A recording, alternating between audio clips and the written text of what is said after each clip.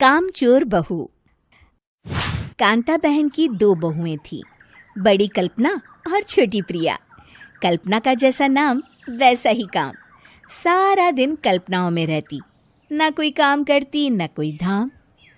अरे कल्पना बहू, जरा अच्छी सी चटनी पीस दे, आज कुछ मजेदार खाने का मन है।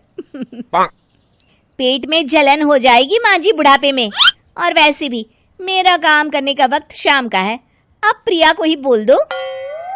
इतना कहकर कल्पना वहां से चली जाती है। कांता कल्पना के ऐसे रवैये से काफी परेशान रहती हैं। मैं बना देती हूँ माँ चटनी, ऐसा बोलकर प्रिया माँ को चटनी बनाकर प्लेट में खाने को देती है कि तभी वहां कल्पना आ जाती है। अरे वाह चटनी, जरा चख कर तो देखूं, बड़े दिन हो गए।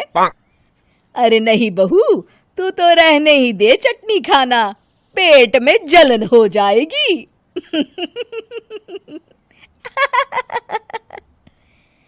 इतना कहकर कांता और प्रिया दोनों हंसने लगते हैं।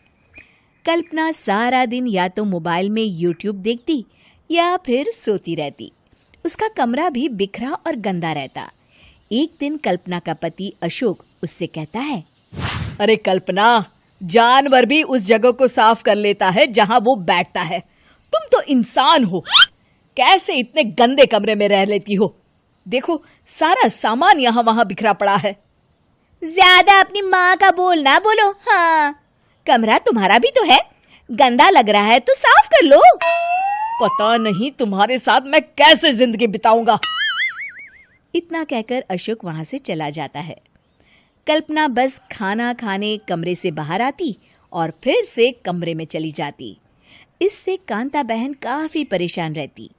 एक दिन प्रिया कांता से कहती है, माँ, मैं सारा दिन काम करके थक जाती हूँ, आप कल्पना दीदी से कहिए ना कि सुबह और शाम का काम बांट ले, मैं तो अब सिर्फ एक वक्त का ही काम करूँगी। हाँ। अरे तू वो भी ना करना, एक बहू तो कामचोर थी ही, दूसरी भी आ गई काम ना करने के बहाने लेकर। तभी वहां प्रिया का पति रमेश आ जाता है। माँ, मैं देख रहा हूँ भाभी कोई काम नहीं करती, प्रिया सारा दिन घर और रसोई का काम करती है, अब कुछ करो ना माँ। कांता मन में कुछ सोचती है और कल्पना के पास जाती है। कल्पना फोन पर मेकअप करना देख रही होती है। कल्पना, तुम सारा दिन बस मोबाइल देखती हो, घर का कोई काम भी कर लिया करो। प्रिया सारा दिन काम करके थक जाती है, आज से मैंने फैसला किया है, एक वक्त का काम तुम करोगी, सुबह का खाना तुम बनाओगी और रात का प्रिया। आप लोगों ने काम को हवा बना रखा है। अरे पता नहीं थोड़ा सा ज्यादा काम करने में आप लोग घबरा क्यों जाते हैं। और हाँ, बहुत ज्यादा प्रिया की तारीफ मत करिए मेरे सामने, बड़ी बहू तो मैं ही रहूंगी। मैं कुछ नहीं जानती, कल सुबह मुझे वक्त से खाना चाहिए, रसोई में आ जाना, वरना कल से तुझे खाना नहीं मिलेगा। अगली सुबह कल्पना रसोई में नहीं आती है। वो देर से सोकर उठती है और बाहर आकर कहती है, अरे भूख लगी है, आज खाने में क्या है? इतनी देर हो गई, आज किसी ने मुझे उठाया भी नहीं, पता नहीं कहाँ है सब। कल्पना को घर में कोई नहीं दिखता। वो रसोई की तरफ जाती है जहाँ बड़ा सा ताला लगा होता है। अरे रसोई में ताला?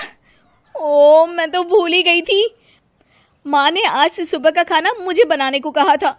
हे भगवान, इतने लोगों का खाना बनाना क्या आसान है? तभी घर के सारे सदस्य बाहर से वापस आते हैं। वाह माँ जी, मजा आ गया छोले भटूरे खाकर। मेरे मुंह में तो अभी भी स्वाद आ रहा है। अरे कल्पना, तेरे भरोसे रहते तो हम तो भूखे ही रह जाते। कल्पना को बहुत गुस्सा आ जाता है। अब बहुत हो गया, आज से मैं अपनी रसोई अलग कर रही हूँ, मैं अपना खाना खुद बना लिया करूंगी। कल्पना अपनी रसोई अलग कर लेती है, पर आए दिन उसका देर से उठना और काम न करने की आदत से वो भूखी ही रह जाती थी। उसी के सामने घर के लोग अच्छे अच्छे पकवान खाते और कामचोर कल्पना को जैसे तैसे ही खाना बनाकर खाना पड़ता। पर एक दिन तो हद ही हो गई। माँ, दीदी आज सुबह से कमरे से बाहर नहीं निकली, हमें जाकर देखना चाहिए।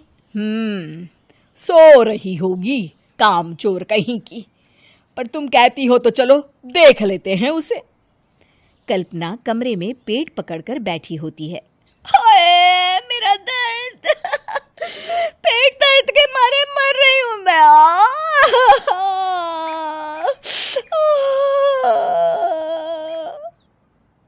अरे दीदी, क्या हुआ? पेट में दर्द क्यों हो रहा है? डॉक्टर को दिखाया आपने? माँ, कल्पना खड़ी होती है और माँ जी के पास आती है। मुझे माफ कर दीजिए, अब से मैं सारे काम में मदद करूंगी, कभी आलस और काम चोरी नहीं करूंगी।